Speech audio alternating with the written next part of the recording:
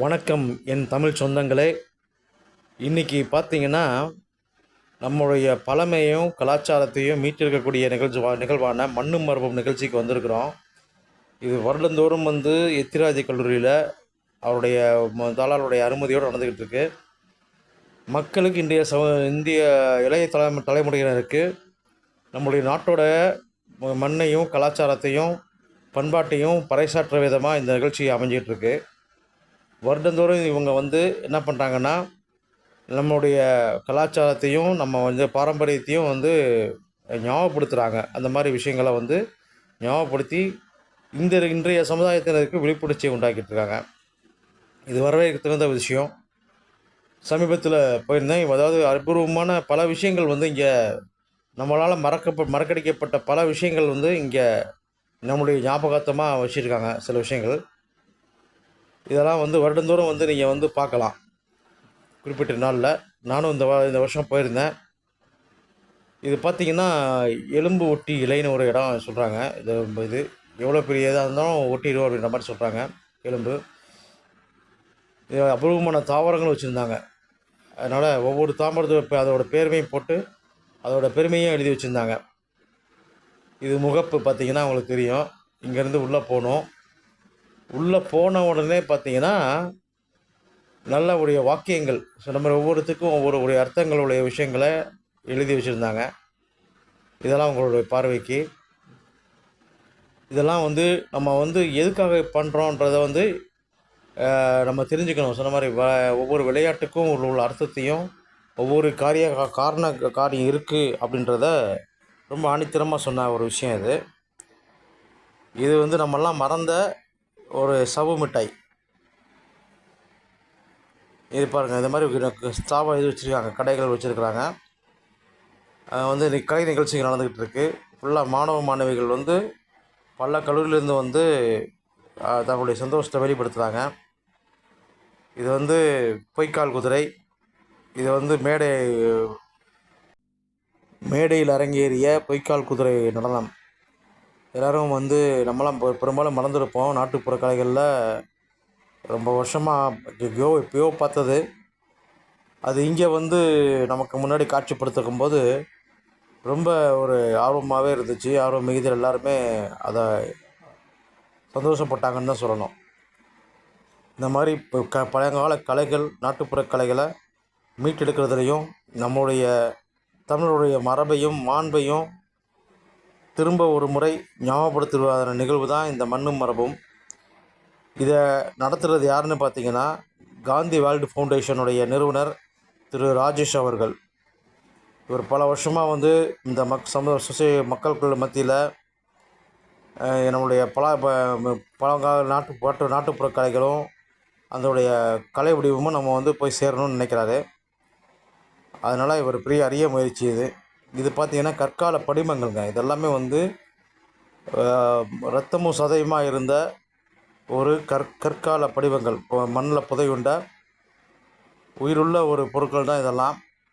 இன்றைக்கி சிதைவுகளாக கற்படிவங்களாக இன்றைக்கி கிடச்சிருக்கு. இது கைவினை பொருட்கள். எவ்வளோ நுணுக்கமாக தமிழர்கள் தன்னுடைய கலையை கற்று வச்சுருக்காங்க. அந்த கலையின் மூலமாக எவ்வளோ பெரிய நுண்ணிய நுட்பத்தில் இவ்வளோ சிறிய உருவ வடிவத்தில் சாமி சிலைகளையும் சொரூபங்களையும் செஞ்சு வச்சுருக்காங்க பாருங்கள். இது கைவினை பொருட்கள். அப்படியே பார்த்திங்கன்னா இதெல்லாம் பழங்கால காசுகள், பொற்காசுகள். இது மரப்பாச்சி பொம்மை, மரத்தில் செய்யக்கூடிய கைவினை பொருட்கள். இது வாள், பழங்கால குத்துட்டிப்பாங்க, குத்து வாள். இது கல்லன், அரைக்கலனை. இது பார்த்திங்கன்னா அந்த மோதிரங்கள்ங்க, அணிகள்ங்க இதெல்லாமே. இது பார்த்திங்கன்னா பீரங்கி குண்டு. பலதரப்பட்ட பீரங்கி குண்டுகள் இருக்குது. இது கப்பலை துவைக்கக்கூடிய இரும்பு குண்டு, ஈய குண்டு. இது ஈய குண்டு இது அதிகமான எடை உள்ளது. இந்த மாதிரி பொருட்கள்லாம் வச்சுருக்குறாங்க.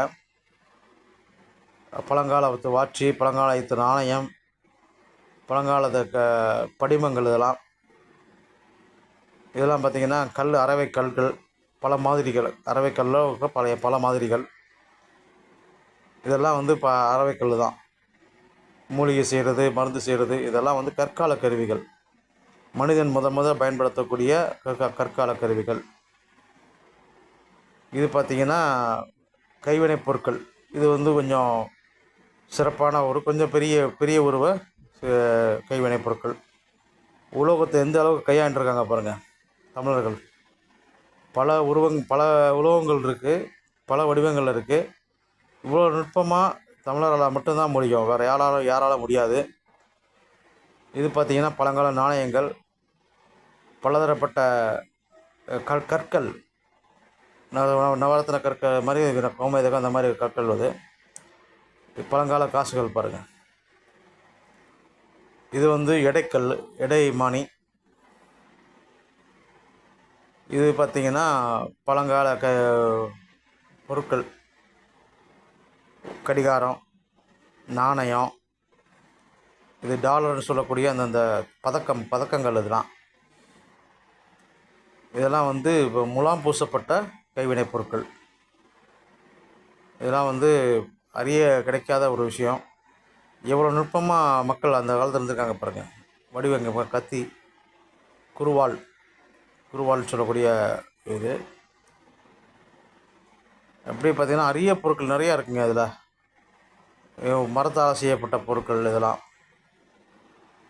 எவ்வளோ நுட்பமாக வந்து அவங்களுடைய இதை செஞ்சுருக்காங்க பாருங்கள். இது வந்து ஒரு பாடல் ரொம்ப இசைக்கும் போது கூட ஒரு இசைக்கருவி. இது எடைக்கல். அது எடைக்கல்ல முத்திரை பதித்த எடைக்கல், பழைய பூட்டு. இது பார்த்திங்கன்னா பழைய நாணயம், சோழர் காலத்து நாணயம், பழைய பூட்டுக்கள் இன்னமும் வேலை செய்யுது. இது வந்து வளரின்னு ஒரு பொருள். இது வரக்கூடிய முகப்போடைய பிற்பகுதி.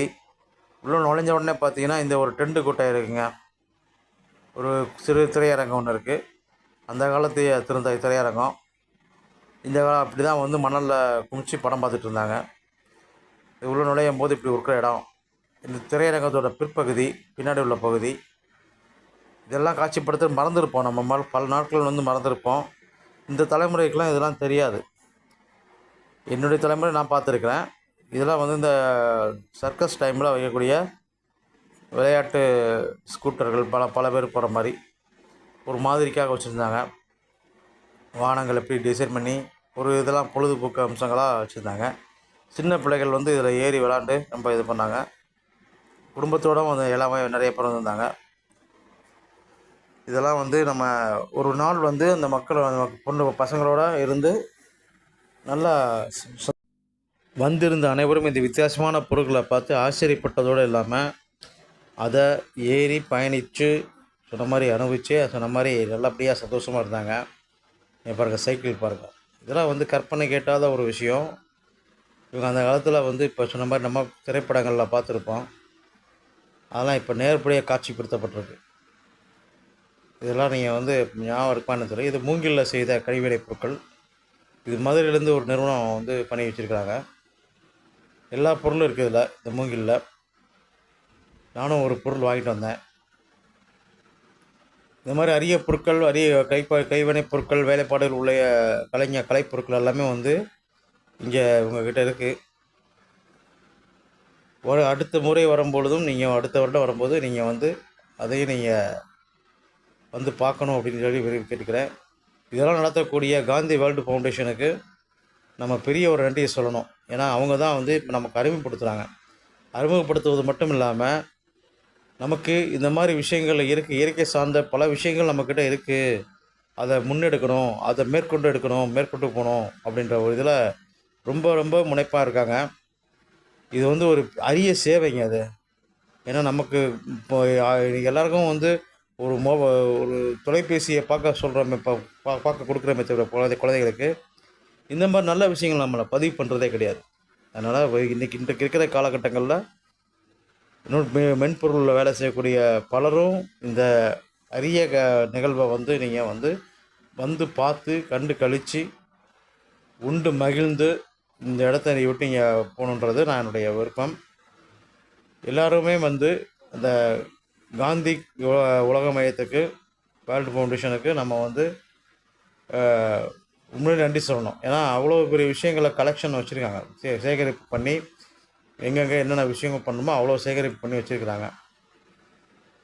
ஏன்னா நம்முடைய உடல் சார்ந்து, மனம் சார்ந்து, எண்ணம் சார்ந்து இருக்கக்கூடிய ஆரோக்கியமான விஷயங்கள் எல்லாமே இங்கே இருக்குங்க.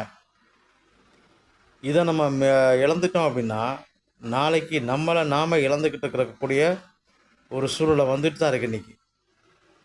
ஏன்னா இன்றைக்கி பலரும் வந்து தன்னுடைய நிலைப்பாட்டிலே இல்லை, இயல்பை மாறி இயல்புக்கு மாறாக இருக்கிறாங்கன்றது தான் உண்மை. அதனால் இந்த இயல்பை திருப்புறதுக்கு தன்னுடைய இயல்பான குணத்தை, நம்முடைய பண்பாட்டை, ஒரு மன ரீதியான இருக்கிற ஒரு மனச்சிதைவை நேர்படுத்தக்கூடிய, சரி பண்ணக்கூடிய ஒரு நிகழ்வு தான் இந்த மண்ணும் மரபும். ஒரு முறையேனும் வந்து பங்கெடுத்து கொள்ளுங்க. இவர் வந்து எத்திராஜுக்களுடைய வாரிசு அவர்கள்.